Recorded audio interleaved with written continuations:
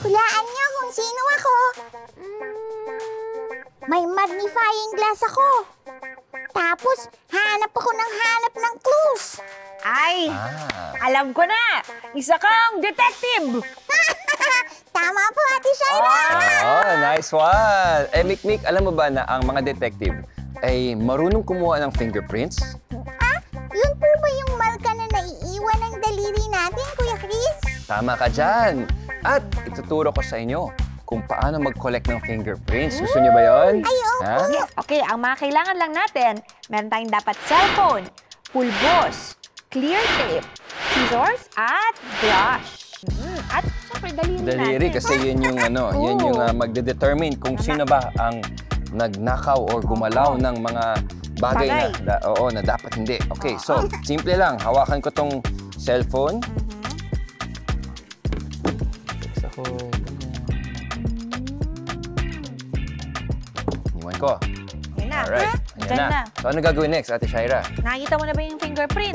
Teka po. Asan po? Wala naman yung fingerprints mo, Kuya eh. Parang wala, di ba? Opo. Oo. Wait lang, So kasi tingnan natin.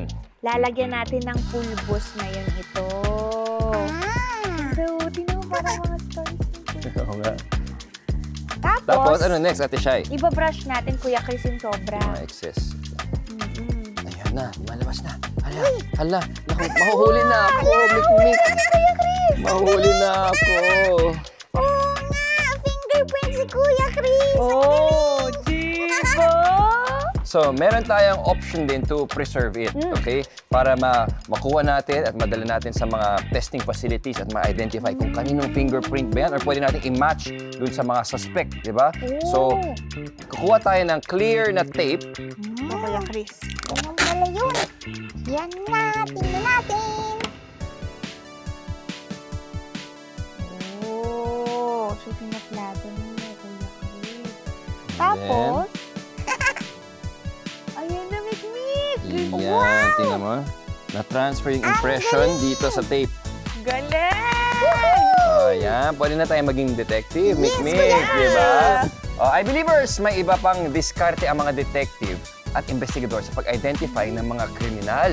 DNA. Wow! Ano Alam mo po yun? yun? Sabi ng kaber. DNA stands for deoxyribonucleic acid. Ang haba-haba naman po. May i-pronounce. Oo nga, kaya okay na yung DNA, Kuya Okay.